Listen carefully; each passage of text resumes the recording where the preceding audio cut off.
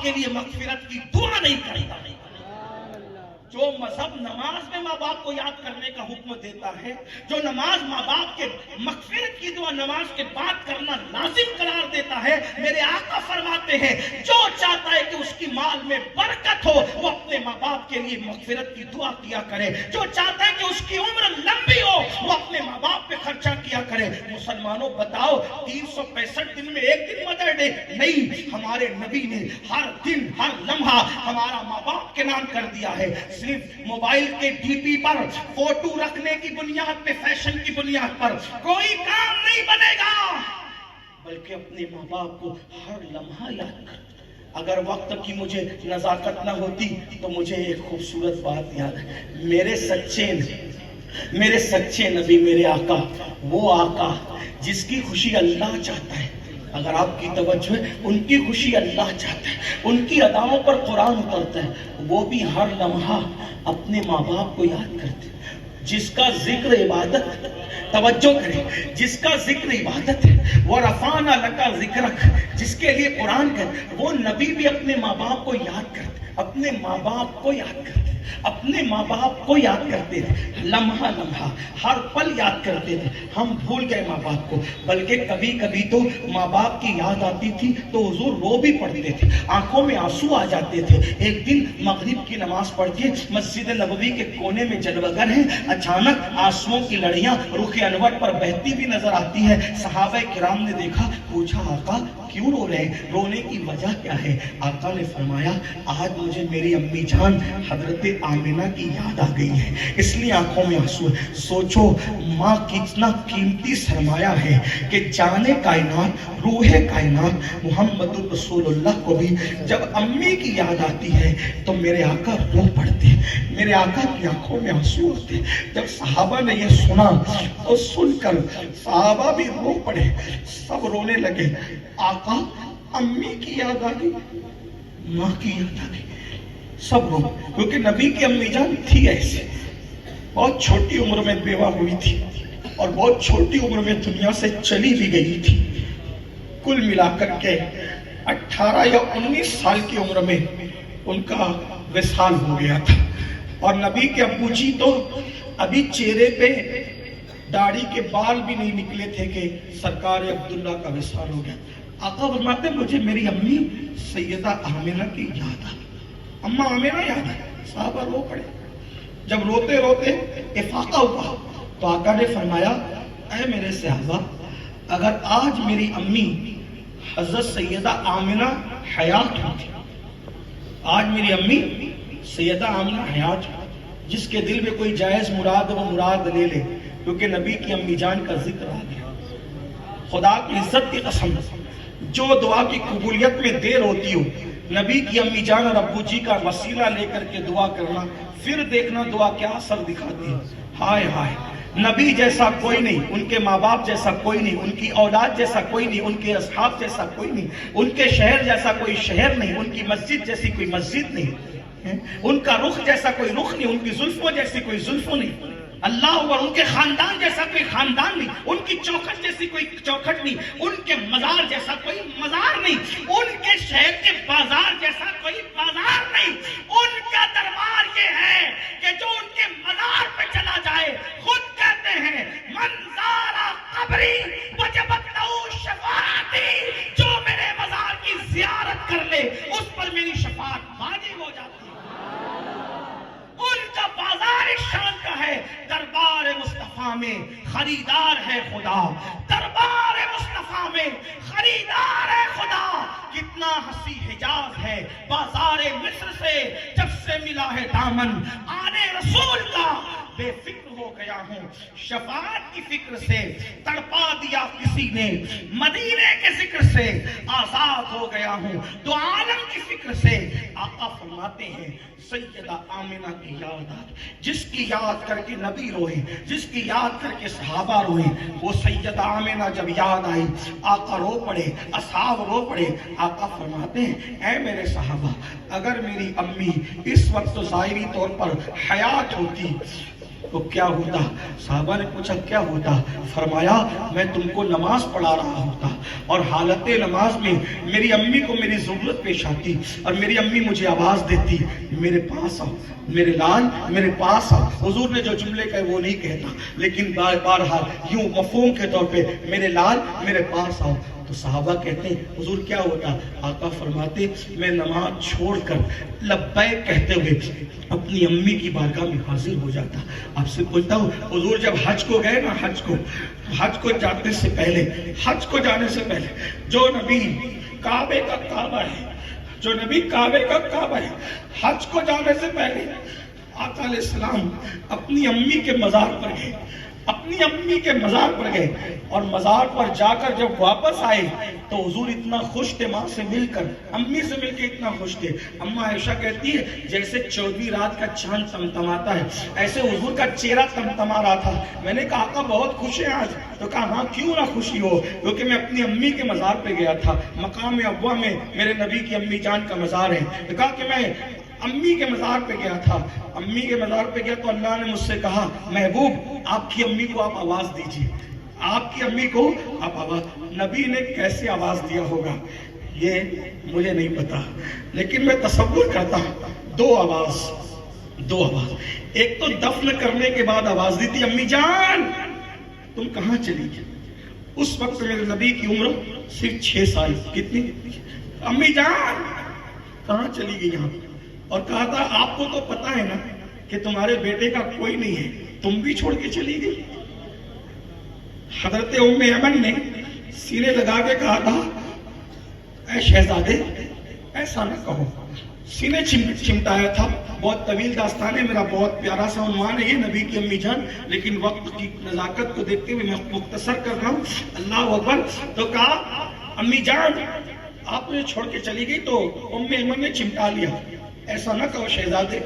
اور جب اپنی اونٹنی پہ بٹھایا اپنے آگے تو حضور جب مقام ابوا سے جا رہے تھے تو پلٹ کر اپنی ماں کے مزار کو دیکھتے تھے، پلٹ کر اپنی امی کے مزار کو دیکھتے۔ کیا ماں سے 6 سال کی عمر میں بھی اتنا پیار تھا کہ حضور پلٹ۔ جب میں گیا وہاں تو میں نے ساتھیوں سے کہا کہ یہاں ایک سنت پر اور عمل کر لو، جب یہاں سے ٹیلے سے اترو تو پلٹ کر دیں، کیونکہ میرے نبی پلٹ پورے مجمع پہ وہ رقت تاری ہوئی۔ خدا کی عزت کی قسم، میں اللہ کی قسم کھا کے کہتا ہوں میں نے دنیا بھر کے ہر بڑے ولی کی مزار پہ حاضری دی۔ لعنت اللہ علی الکاذبین، جھوٹوں پہ اللہ کی لعنت۔ جو میرے ساتھ تھے وہ گواہی دیں گے، میرے بڑے بھائی قاری رضوان صاحب بلبل باغ مدینہ جو ہماری تنظیم میں بہترین نعت کا ہمارے سینئر ساتھیوں میں سے، اور بھی احباب تھے۔ ہم نے غوث پاک کے مزار پہ حاضری دی۔ غوث پاک کا بے دام غلام ہوں، خانہ آزاد غلام ہوں، میرے ماں باپ ان کے غلام، میرے دادا دادی ان کے خاندانی غلام ہیں ہم غوث پاک کے۔ میں نے غوث پاک کے مزار پہ حاضری دی، غریب نواز کی بارگاہ میں بار بار حاضری دی، وارث پاک کی بارگاہ میں بار بار حاضری دی، اپنے مرشدان کرام ماریرہ کے سرکاروں میں بار بار حاضری دی۔ اسی طریقے سے کربلا شریف بھی بار بار حاضری دی، نجف اشرف مولائے کائنات کے بھی بار بار حاضری دی، بقیع شریف میں سیدہ فاطمہ کے بھی بار بار حاضری دی مقدر چمکانے کے لیے۔ لیکن ایک سچی بات کہوں، جس کو جو منانا ہے منا لے۔ ہر مزار پہ بڑا لطف آیا، بڑا پیار ملا، بڑی محبتیں ملی، مرادیں پوری ہوئی، لیکن جو کیف، جو لطف جو مجھے سیدہ آمنہ کے مزار پہ آیا، پوری دنیا کے کسی مزار پہ میری وہ کیفیت نہ ہوئی جو کیفیت میری ہوئی۔ جب ہم پلٹ کر دیکھ رہے تھے اور تصور کر رہے تھے کہ 6 سال کی عمر میرے نبی امی جان کہہ کے کیسے پلٹ کر دیکھتے، میں کہتا ہوں آج ہم اپنی ماں سے پیار سے اس لیے کرتے ہیں، لوگ کس لیے کرتے ہیں مجھے نہیں پتا، لوگ کس لیے کرتے ہیں مجھے نہیں پتا، لیکن میں اپنی ماں سے اتنا پیار کرتا ہوں، اللہ اسے نظر بد سے بچائے۔ میں لوگوں کو دوستوں کہتا ہوں اگر کسی عورت سے مرید ہونے کی اجازت ملتی، اسلام نے اجازت دی ہوتی تو میں پھر کہیں جا کے مرید نہ ہوتا، میں اپنی ماں کا مرید بن جاتا۔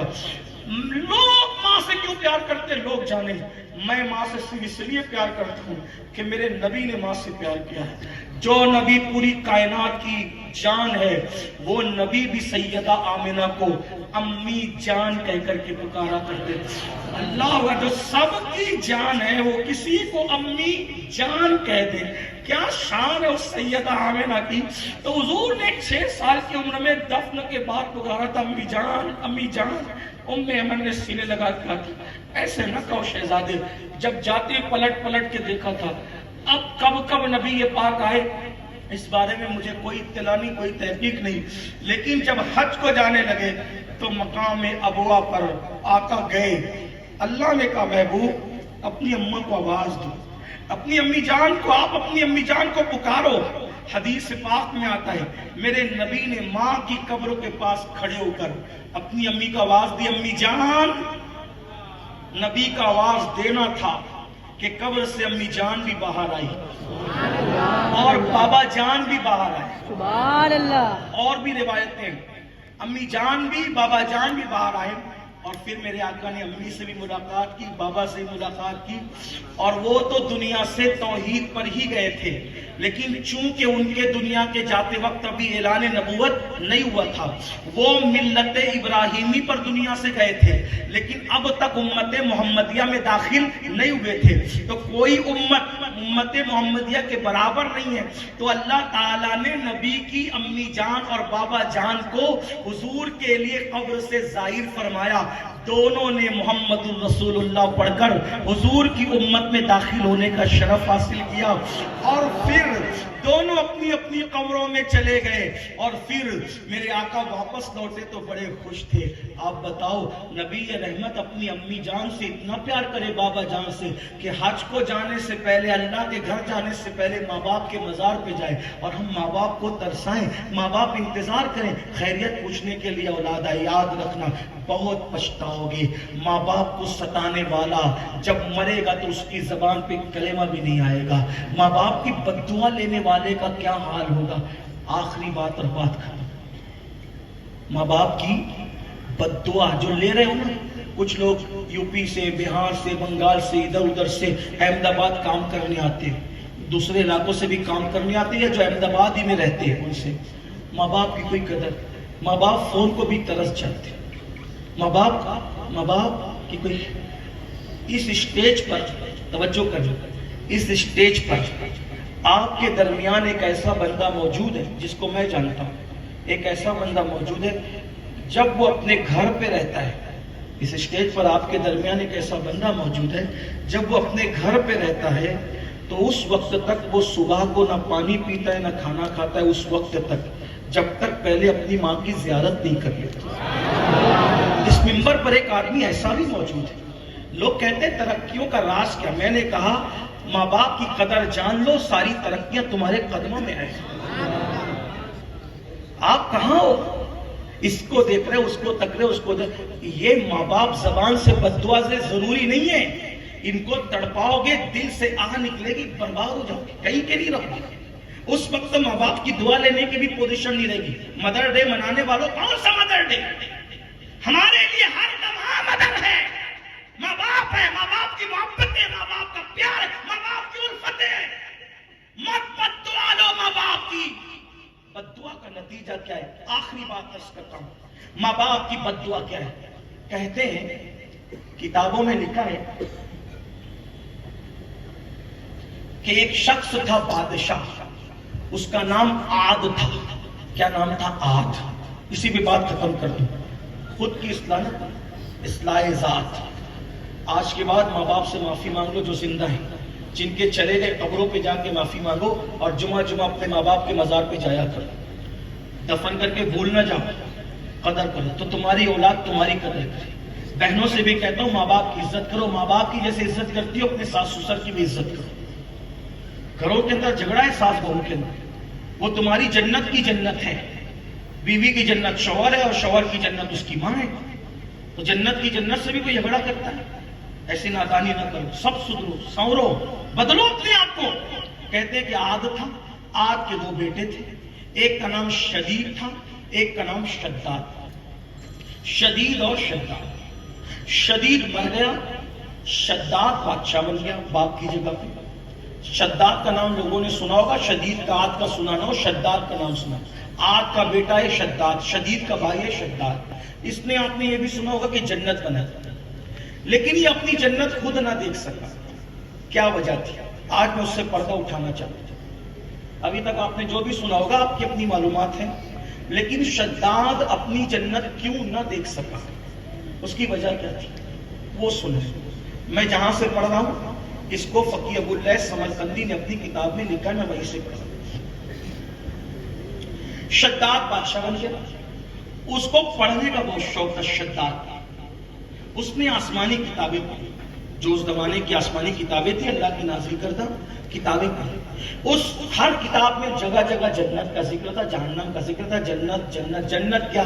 اس کی نہریں ہوں گی، اس میں باغ ہوں گے، اس میں درخت ہوں گے، اس میں سونے چاندی کی اینٹیں ہوں گی، بورے ہوں گے، یہ ہوگا وہ ہوگا وہ ہوگا۔ جنت تو جنت ہے، بہت خوبصورت ہے جنت، بہت خوبصورت ہے، بہت خوبصورت ہے، بہت خوبصورت ہے جنت، بہت خوبصورت ہے جنت۔ جنت دیکھنا ہے، دیکھنا ہے، دیکھنا ہے، ماں باپ کو دیکھ۔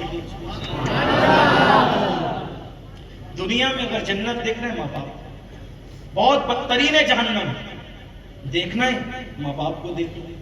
وہ تمہاری جنت بھی ہے، تمہاری جہنم بھی ہے۔ خدمت کر کے خوش کر لیا تو تمہاری جنت ہے، ناراض کر دیا تو تمہاری جہنم۔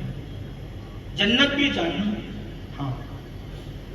شداد آسمانی کتابیں پڑھی، جنت جنت جنت جنت۔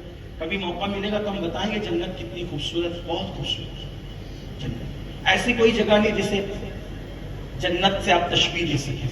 ہاں بس اتنا کہہ سکتا ہوں، خلد جس کو کہتے ہیں میری دیکھی بھالی ہے، توجہ، خلد جس کو کہتے ہیں میری دیکھی بھالی ہے، سبز سبز گنبد ہے اور سنہری جالی ہے۔ سبز سبز گنبد ہے اور سنہری جالی، یار جہاں ہے اس سے بڑھ کر جنت کہاں۔ بہرحال تو شداد آسمانی کتابیں پڑھی، پڑھنے کے بعد جنت کا ذکر پڑھا۔ بادشاہ تھا، اچھا وہ پوری دنیا کا بادشاہ، شداد جو تھا وہ پوری دنیا کا، مشرق سے لے کے مغرب تک اس کی حکومت تھی۔ اب اس نے بنانا ہے جنت۔ جنت کیسی؟ سونے اور چاندی کی اینٹیں، مشک کی زمین، درختوں کے اندر پتیوں میں ہیرے جواہرات پرونے کا کام۔ اس نے سب پڑھ لیا دماغ میں، بڑے بڑے جو اس کے ماتحت بادشاہ تھے دنیا بھر میں، سب سے مشورہ کیا میں جنت بناؤں گا۔ اب چونکہ ننگوں کا کون کیا کرتا ہے، اس نے کہا میں نے جنت بنانا ہے، چاپلوسی میں سب نے کہا بالکل بنائیے، آپ کا حق ہے، آپ بنا سکتے ہو۔ تو اس نے پوری دنیا میں اعلان کرایا اس دور میں شداد نے کہ جس جس کے پاس سونا چاندی ہے سب کا سونا چاندی چھین لو، کیونکہ بھئی جب تک کہ ساری دنیا کا سونا چاندی جمع نہیں ہوگا جنت بنے گی کیسے؟ پوری دنیا کا سونا چاندی انہوں نے چھین لیا۔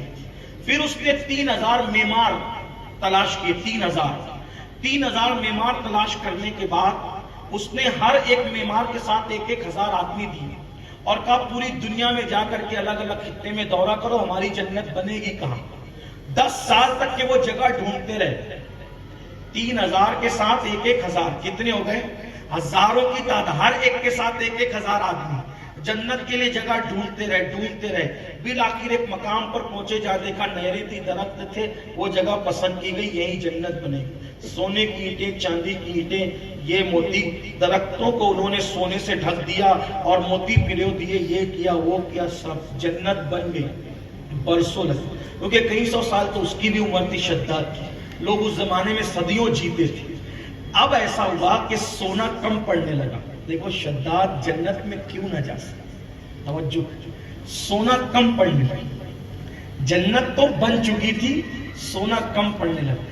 شداد نے اعلان کیا جس کے پاس جو کچھ ہے سب چھین لو۔ ایک یتیم بچہ، اس کے گلے کے اندر درہم تھے، باندھ کر اس نے رکھے تھے، صرف 2 درہم، یتیم تھا، غریب تھا، 2 درہم تھے، بس 2 درہم، صرف 2 درہم، اللہ 2 درہم، درہم چاندی کے ہوتے، اس کی اتنی حیثیت تھی۔ تو شداد کے لوگوں نے کہا کہ یہ بھی پگھال کر کام آ سکتے ہیں۔ اس یتیم کے گلے سے انہوں نے درہم کھینچے۔ یتیم نے کہا تم بادشاہ کے لوگوں میں یتیم غریب، 2 درہم میرے تمہارے کیا کام آئیں گے؟ تو کہا شداد کا حکم ہے کہ وہ جنت بنا رہا ہے اور وہ جنت تیار ہو چکی ہے، بس اختتامی معاملہ ہے، یہ وہیں لگیں گے۔ تو اس یتیم نے کوئی بد دعا نہیں کی، صرف آنکھ ایسے اٹھائی، ٹوٹا ہوا دل، آنکھ اٹھائی، آنکھ اٹھا کر اتنا سوچا کہ کیا سب بادشاہوں کی چلے گی؟ سب بادشاہوں کی چلے گی؟ تو کہاں ہے؟ اے وحدہ لا شریک تو کہاں ہے؟ بس اتنا کہا، اتنا کہا۔ اللہ نے فرمایا جنت بننے کے بعد جبریل شداد اس میں پہنچنے نہ پائے۔